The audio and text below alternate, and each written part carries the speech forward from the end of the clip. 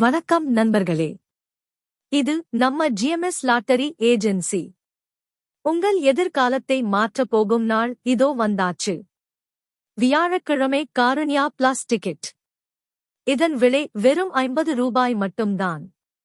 இந்த ஒரு டிக்கெட்டின் மதிப்பு 1 கோடி. ஆமாங்க. முதல் பரிசு 1 கோடி. இரண்டாம் பரிசு 30 லட்சம். மூன்றாம் பரிசு 5 லட்சம். நான்காம் பரிசு 5000. ஐந்தாம் பரிசு 2000. ஆறாம் பரிசு 1000.